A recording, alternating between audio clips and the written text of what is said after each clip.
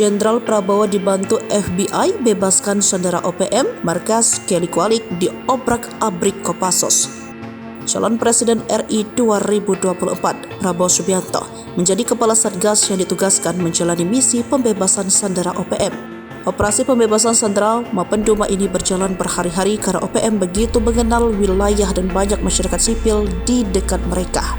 Sejumlah negara ikut serta membantu Indonesia untuk membebaskan para peneliti tersebut.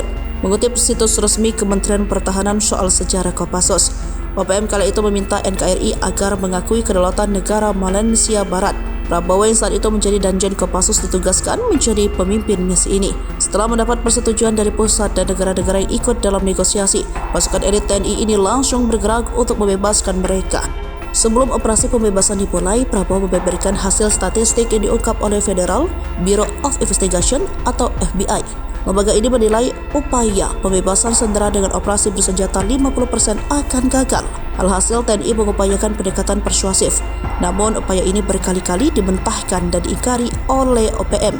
Tepat hari ke-130 penyanderaan, Kopassus dibantu pasukan pendukung dari Kostrad dan Kodam Cendrawasih mengejar para penyandera. Lekatnya hutan sempat menyulitkan pasukan, apalagi OPM sangat menguasai medan. Namun berkat kemampuan survival, Kopassus berhasil menemukan keberadaan OPM hingga terlibat baku tembak. Misi berhasil dilaksanakan dan seluruh sandera berhasil dibebaskan.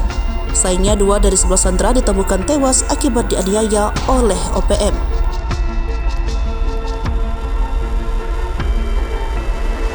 Download Tribun X sekarang, menghadirkan lokal menjadi Indonesia.